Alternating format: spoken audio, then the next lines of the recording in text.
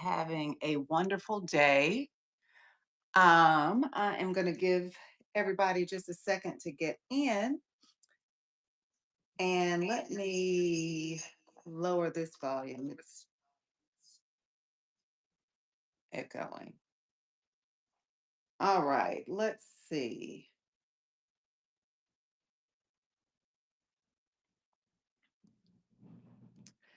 All right, guys, we are just going to, hello, welcome in. How are you? We are going to just have a little conversation about parenting school age kids. I am Kathy with Catches by Kathy. I am a former educator. I still work full time for a curriculum company. And um, I took today off. Today is actually my birthday, and I took today off. And part of the reason that I decided to do this show is because I am new to Whatnot. And I love the different support shows. I love those. But there's so many seller support shows. There's so many buyer support shows and shows that really talk about other things. And I think what I have to give is the value of my educational experience. I am so passionate about education and I'm so passionate about not just children, but any vulnerable population who can't advocate for themselves. So I wanted to make sure that I was coming on and just offering some time where parents of school age kids or friends of parents of school age kids or anybody who has an interest with school age kids who wanted some support, maybe some suggestions about issues you're having academically, any of those things could come here and we could just talk about it. There's some strategies that you can use with your children, no matter what the age group. I am one who loved teaching middle and high school students, and most people think that is the craziest thing they've ever heard.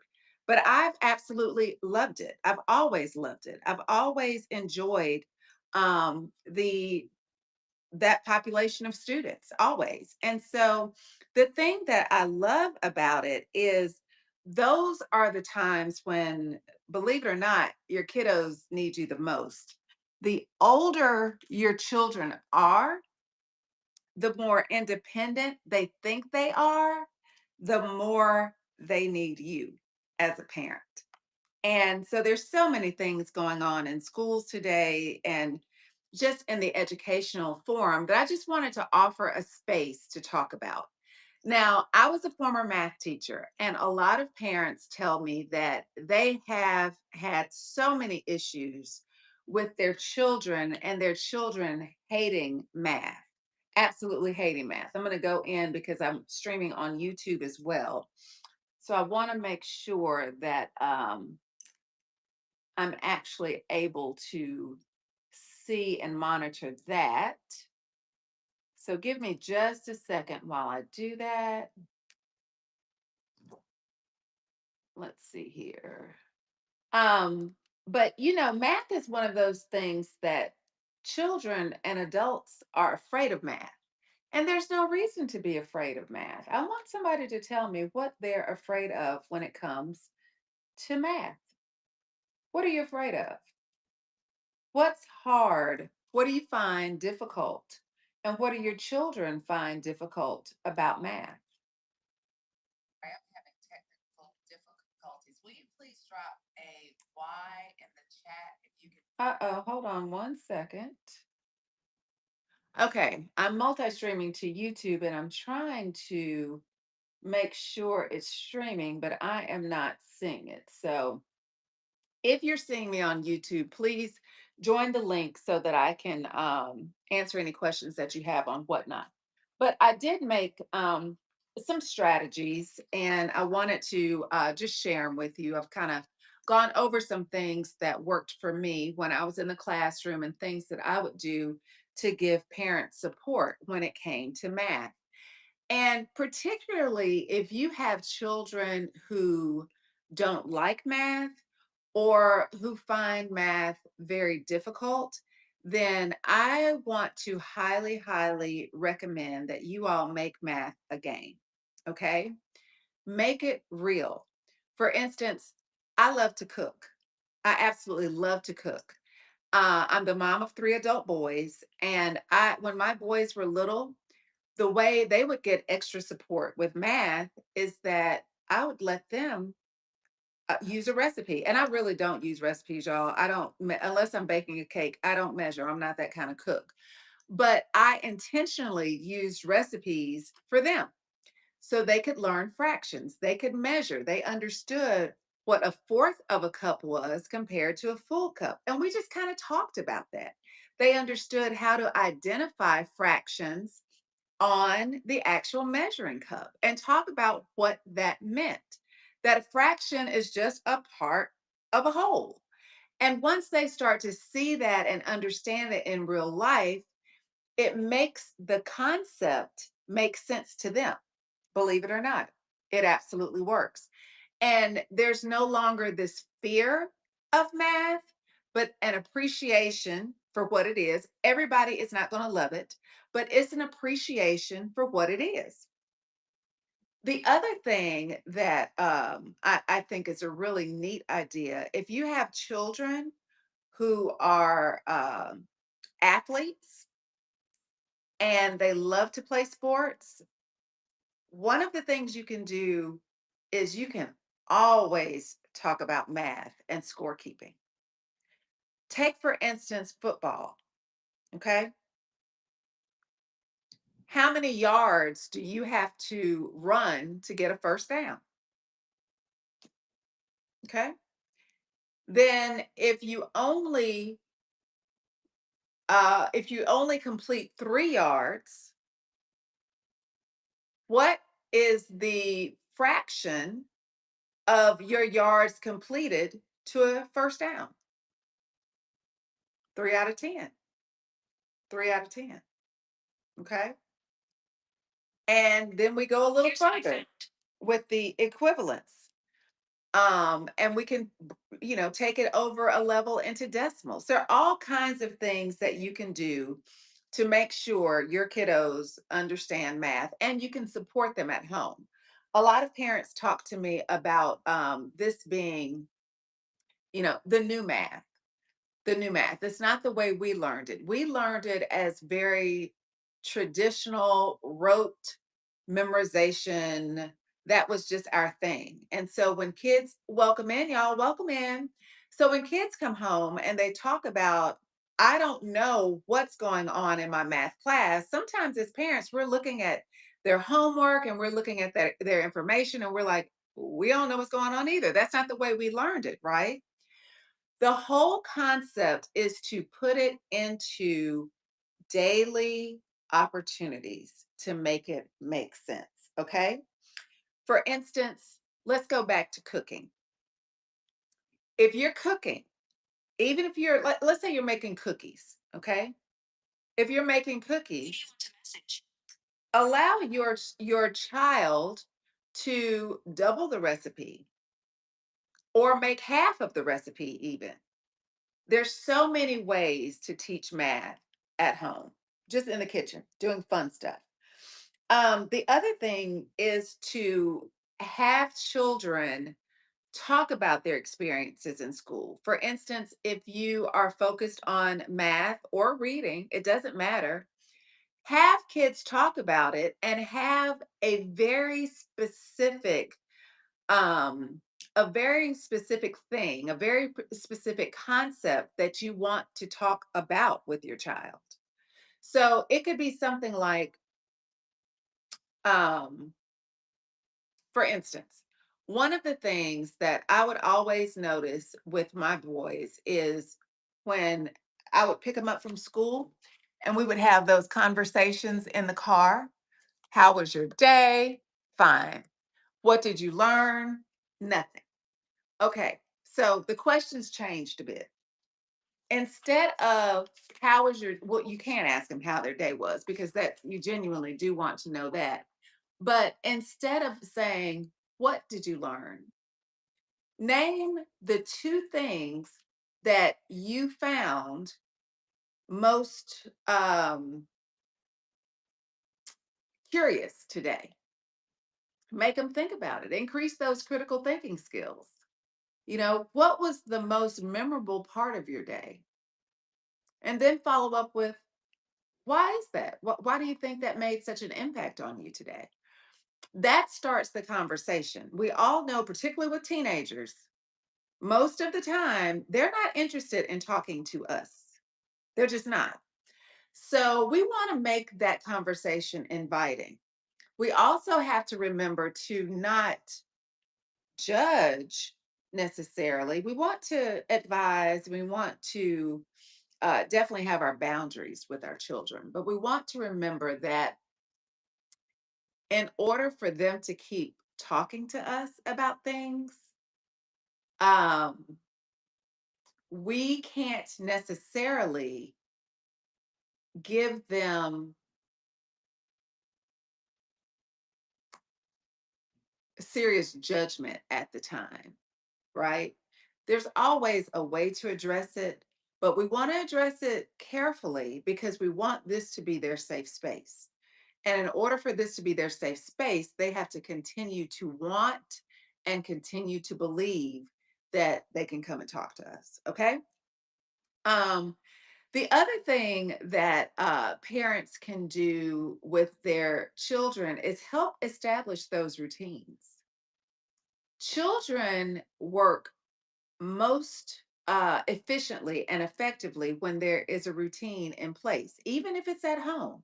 But just having those routines so they already know what to expect next is key. Welcome in, you all. We're just doing a little parenting support. So please, any questions? I'm a former educator. Any questions you have about your children or children who you know and love that you would like some just feedback on, please drop it in the chat. Anything right now, we're in this back to school season, and a lot of my colleagues and friends have been calling and asking questions. So I just thought I would offer time to open it up for you guys as well. But we're just talking about how to really start our children or have our children start to talk to us in a safe space about school so that we can start to address any type of issues they may be having. That's really the whole point of this.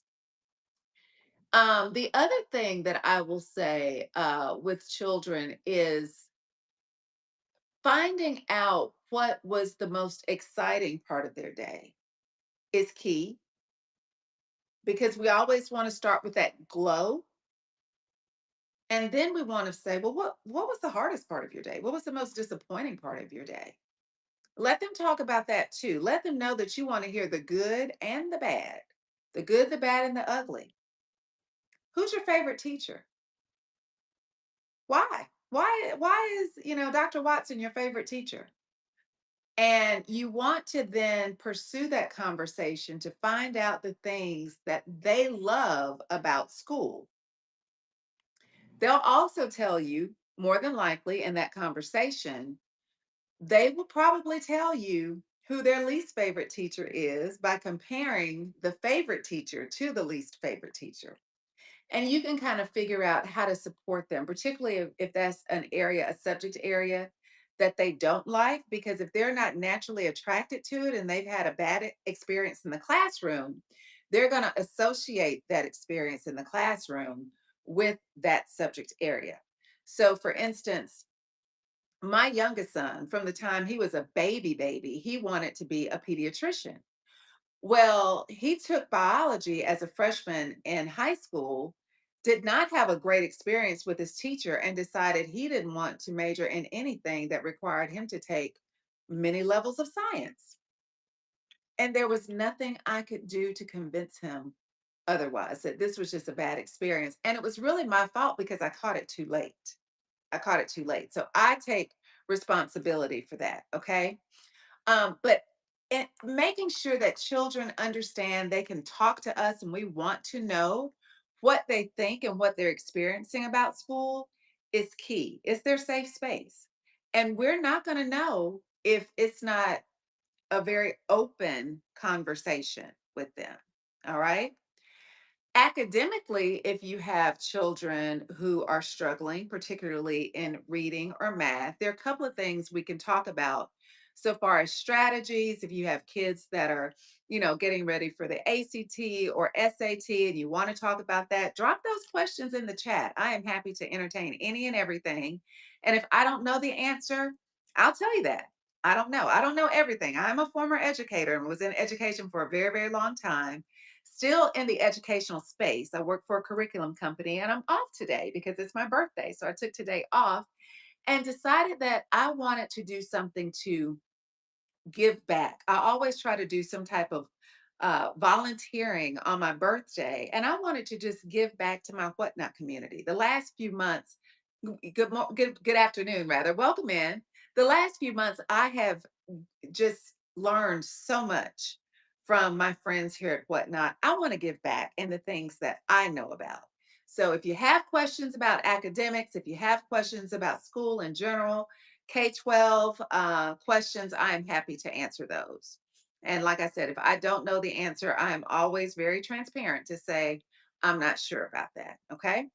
So, anyway, I just wanted to offer the time and the space, and I'll just talk a little bit about strategies as well. We've talked about some math strategies for all ages. I can go back to that if I need to.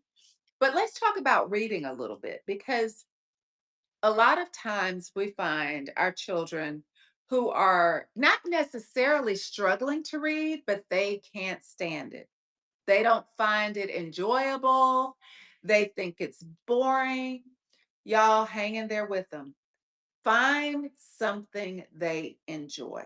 Okay.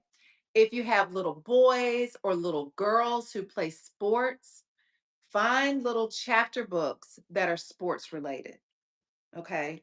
For instance, there's an author named, all my boys were athletes and still are. Two of them still are. And so you, my oldest son loved football and baseball, but when he was around 6, baseball was his thing. Well, it was a struggle getting him to read. He just had no interest in reading whatsoever. So there was an author named, or there is an author named Matt Christopher. And I'll never forget, there was a book called The Lucky Baseball Bat. And we read it during baseball season. I would read some. We did kind of a tag team. I would read some. He would read some, and that's another great strategy to use with your kids. You read along with them, not just to them, and then you're looking for something in particular every time that you all are together and reading. But I'll talk more about that in a second. But with the Lucky Baseball Bat, he was so enthralled with that book, and we read it during baseball season. So he actually took that mentality to the field, and he felt, because his confidence was so boosted after reading the book, he started playing baseball like you wouldn't believe. He thought that that book made him a better baseball player, and that was the hook. From that point on, he wanted to read every single book that Matt Christopher wrote, published. And I would buy them up because I've always believed in having a home library. So I would just buy them, buy them, buy them, buy them, buy them. So that, they were always around books. Now, I will say this as well. I used this as a hook for him when he was a little older. Harry Potter at the time was very, very popular.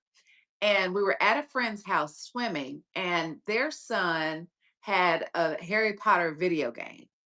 And my son fell in love with the Harry Potter video game. And I said, I will get you the game if you read the book. So he did. He started reading Harry Potter.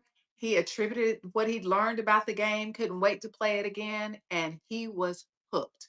He read Harry Potter like it was going out of style.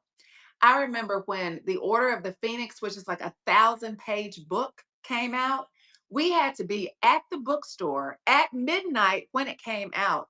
And that child sat in his room for 3 days and read that book cover to cover. I mean, you couldn't take it away from him. Now, I will say this, the interesting thing about that is when you have children and you cultivate that love of reading and love of learning, it's really hard to put them on punishment.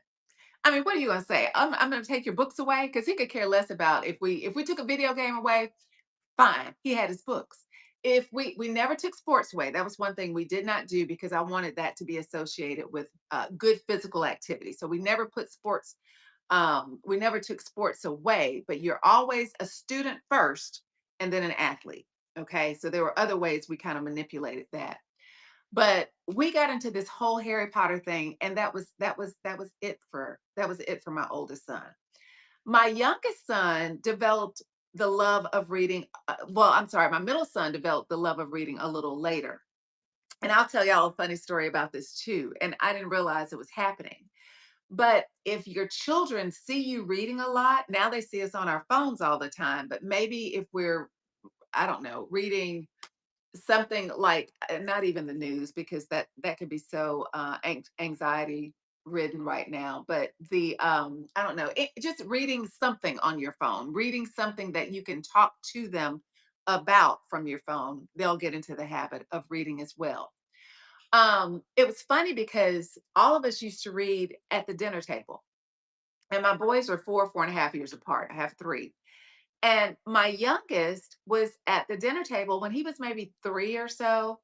And we all had our books and we were reading as we were eating dinner.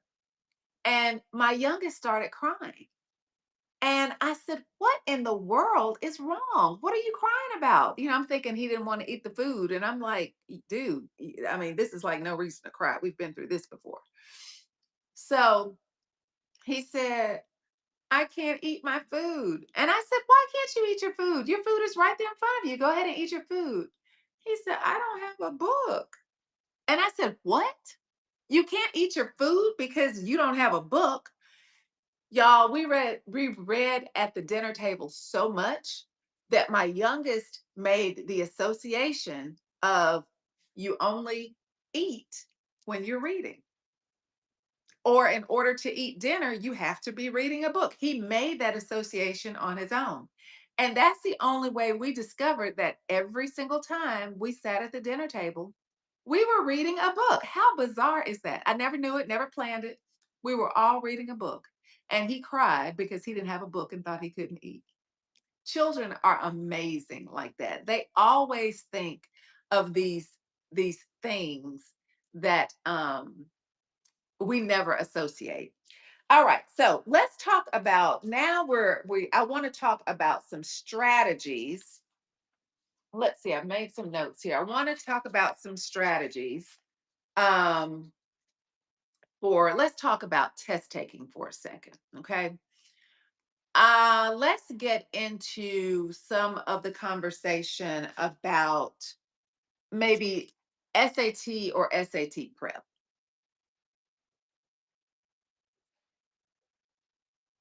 When we have students and have children with test anxiety, okay, and test anxiety is a real thing. When we have students and we have children with test anxiety, one of the ways to reduce the anxiety is to test more often, have them in those situations more often, okay? The more familiar they become with the experience, the lower the anxiety will become. Not in all situations. Sometimes it may be necessary for some type of other forms, excuse me, of intervention. But a lot of times, just the exposure to that situation will reduce the anxiety because they know what to expect. So, for instance, if you have a child that's getting ready for the ACT or the SAT, have them, when they're practicing, have them in a very similar setup. Their area needs to be quiet. They need to only practice one subject at a time. They need to be timed. They need to try to answer X amount of questions in a set amount of time. Okay. They need to understand how to monitor the time themselves. You start off with a couple of these things and you continue to add to them to create that situation. Okay. That in turn reduces the anxiety about the experience and lets them focus on the content. Lets them focus on the content. And I am probably going to do a series on ACT, SAT test prep at some point if there's interest, because there's so many things that students can do at home to better prepare for those tests. We have to remember that, they're testing your content over 8 to 10 years. So there are little things we can do to really improve the experience and lower the anxiety, which tends to improve the outcome of that. Welcome in if you're just joining. I'm Kathy with Catches by Kathy. I am on here today just offering some parent support for parents of school age children. I'm a former educator. I'm still in the education space. I'm actually off today. I do work full time, but I took today off and I just wanted to have a little time. I'm going to try to do these chats probably weekly. And I just want to have a space where I can give back to community. I'm a new seller on Whatnot, fairly new, and Whatnot has been, the community has been such a wonderful component for me. And I've learned and gained so much knowledge from the community. This is just something that I wanted to do with my area of expertise, and I wanted to be able to just give back in the way that the information has been so freely given to me. So that is the point today. Please let me know where you're coming in from. Let me know if you have a school age child and if there's any concerns that you have about their experience at school. I would love to give you some feedback on that. And I'm very transparent. If I don't know, I will tell you I don't know. Okay. I have no problem doing that.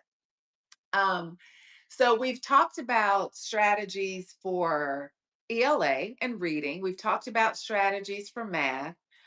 Test taking, if anybody's interested, we can delve more into test taking. But the idea is just to create the experience. Let children understand the experience and expose them to the experience, because the more they're exposed to the experience, the less their test anxiety will be. Okay. There are also some if particularly if we're talking about the ACT, there are also some strategies for each section of the ACT that I can get into as well. But overall, I mean, one of the things as parents and as teachers, we appreciate the involvement of parents, not when it's just, your child's in trouble or this grade isn't what you expected, but the whole time. And one of the things that I always like to practice myself, and I love to tell parents a best practice when meeting with your teacher, and this should be a best practice of your teacher meeting with your child too, is to have a glow and grow moment. We always want to talk about the good first, acknowledge and praise the good, and bring up any concerns or opportunities for improvement. Okay. We don't want to always be negative Nelly. We don't have to have something bad happen before we get involved. So we want to make sure that we're being involved constantly, even if there's nothing going on. There's nothing wrong with you emailing a teacher or sending them a message that said, "Hey, Christopher really enjoyed your class yesterday when you all used the Bunsen burner," or whatever. Teachers appreciate that. Do you know? I mean, I'm sure you do, but all day long they hear negativity from every side of the world. Okay, their administrators can be tough. They have other parents that can be tough. They have children in their classrooms that can be challenging. They need to hear good job. It's not like they're making $1 million to do this. Most, and I say most, I can say most teachers are in the profession because it is their calling. They're natural. Well, I was getting ready to say they're natural nurturers. That may not be true for a lot of teachers. They may not be natural nurturers, but they love to give information. And they do tend to have an endorphin rush when that information is received and can be used. That I can say. So I won't say, I'll take the natural nurturers back. Those are your kindergarten, first and second grade teachers. That wasn't me, but I am a natural nurturer, but I'm not a lower grade teacher. Um, the babies scare me. I don't know what it is. I think they're too needy. But I will talk about this too. I'll connect this to the neediness in school. Of course, we as parents naturally think that our children need us more when they're younger. Y'all, it's actually just the reverse. Our children need us more when they start to become more dependent. And it's because that's when they think, oh, I can make this decision, I can make that decision. They have all these outside influences. They need to know that you are their biggest cheerleader, no matter what. You are their soft place to fall. Okay. And now with social media being as popular as it is, it's so easy for children to be cruel. It's so easy for kids to be bullied these days. And sometimes you'll never ever know. They'll never tell you, but we have to learn to start paying attention to the small stuff and staying on top of it. If your mama gut or your daddy gut tells you something's not quite right, that's an intention. That's an intention. So you make sure to follow up on that and figure out what's going on. You may have to kind of do it softly, but figure out what's happening, because your intuition doesn't lead you on an incorrect path typically. I know mine did not. It has never done it. If my mama intuition says something wasn't quite right, something wasn't quite right. So y'all just keep talking to your children, keep encouraging them, keep talking to your teachers. Make sure that any opportunity you have. I know that time is precious, and a lot of times we can't leave work to go to X, Y, and Z at school, but make your presence known. If your child has extracurricular activities that are beyond your work hours, be there. Be the face that when you walk in the door, the principal knows your name. Okay. I promise you, it's not fair, but your child, there are different levels of expectations that your child will have. Okay. And for children, no matter what their circumstances are, my point of view was always, I don't expect anything less from you than I expect from my own children. And I would never treat a child the way that I would only treat a child the way that I would treat my child. And that's what I hope people are doing, is they're loving on your kiddos. They are treating them and teaching them like they're their own children. But y'all talk to your kids because they're going to tell you. And always, if there's a situation where there may be a need for a conference or whatnot, make sure that, how do I want to say this? We have to be our children's best advocate. Sometimes we are our children's only advocate. So make sure, and I will say that I'm not going to just say that about children. I'm going to say that about vulnerable people. Make sure we advocate for our children. Many of us, my parents are deceased now, but if you have sickly parents or elderly parents, make sure that you are advocating for them. They can't advocate for themselves. So you make sure that you're advocating for them. Any questions? Anything that I need to touch on? I think I've been on for, oh, it won't even tell me how long I've been on. I think I've been on for 40 minutes. Um, but yeah, tell any questions that you all have or any topics that you want to speak about specifically. Anything at all. I will kind of repeat what I said earlier for a couple of math tricks Make sure that you are doing something that your child loves to do and making it math relatable. For example, I love to cook. My boys love to cook. My boys are all adults, by the way. But they, when they were with me in the kitchen, we would actually have kind of a math tutorial period using recipes. And y'all, I don't use recipes. I'm not that cook. I don't use recipes, but I'm a good cook. But the only time I really use a recipe and measure things is when I'm making a cake. That's it, when I'm making a cake. So I was very intentional about bringing them in to even allow them to measure my ingredients. So if it calls for a half a cup of flour, well, okay, let's pour a half a cup of flour and let's look at the measurements on the side of the cup. Well, that's interesting because do you see that half a cup of flour has the same distance from the bottom of the cup to the halfway point that the halfway point does to the top of the cup? Half and half. It's equal. It's equal. What happens if we were to cut this in half? Oh, really? It gets us to a quarter of a cup, a fourth of a cup. That's interesting. What if we take a half of a cup and we add a quarter of a cup to that? Let's put that back in a measuring cup. What? That's three-fourths of a cup. Oh my goodness. What happens if we fill it to the top? How much more is that? Make it an experience for them. Make it a little game. Bake some cookies and double the recipe. What does that look like? If the recipe feeds 6 people, this will be a little later, kind of middle school, have them calculate the ingredients and the measurements for 8 people. Okay. Sometimes we don't want to just have things. We may want to a quarter of what's being offered, or maybe we want to add a quarter of what's being offered to it. So just play around with those things in the kitchen.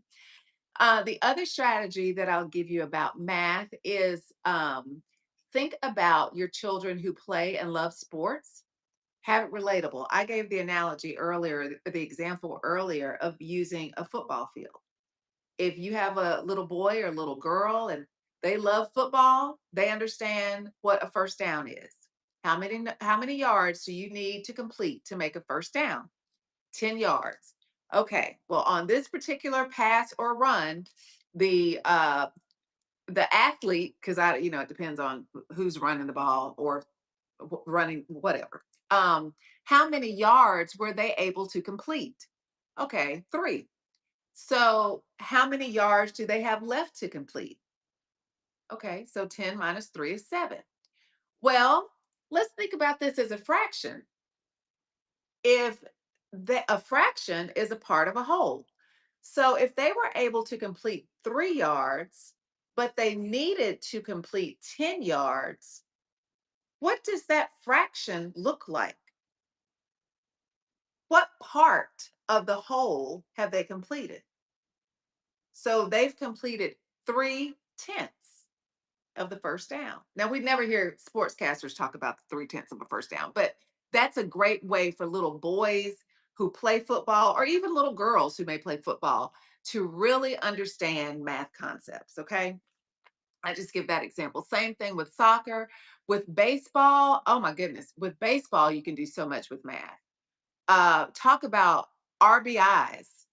Talk about your batting percentages. Talk about your strike count and percentages. There are so many ways you can use math in baseball. So you all let me know. Let me know what kind of things you want to talk about.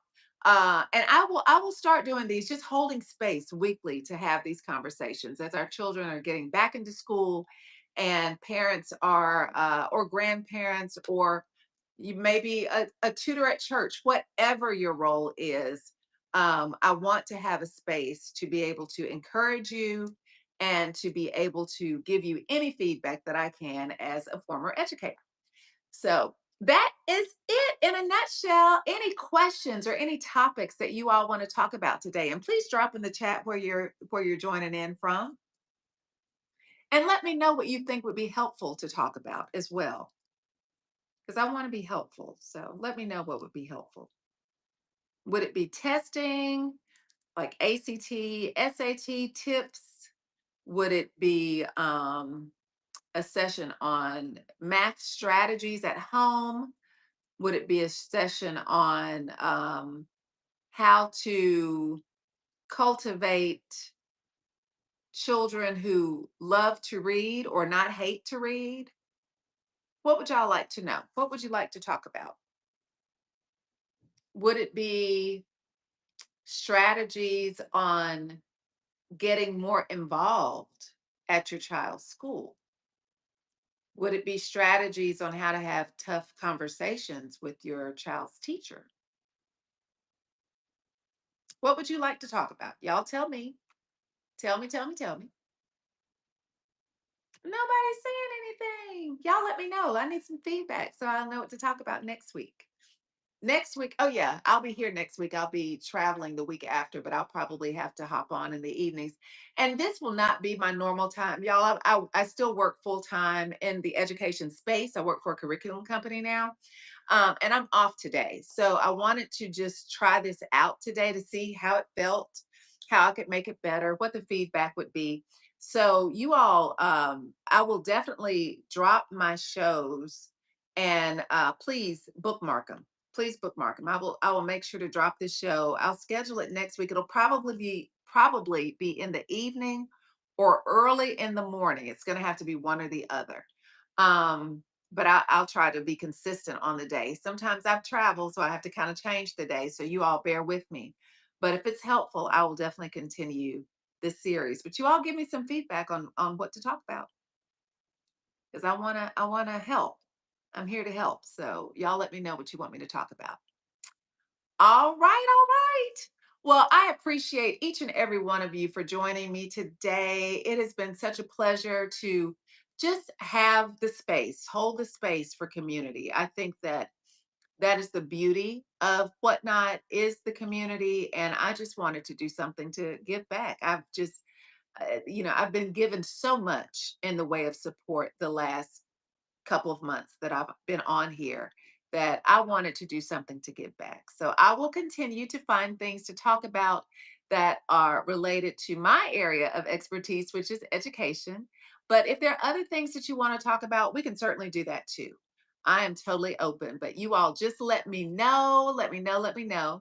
And let's find somebody to raid. Let's see who else is on, and we'll find somebody to raid. So hang on for just a second. Know that I appreciate each and every one of you.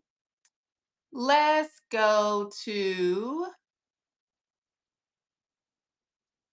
um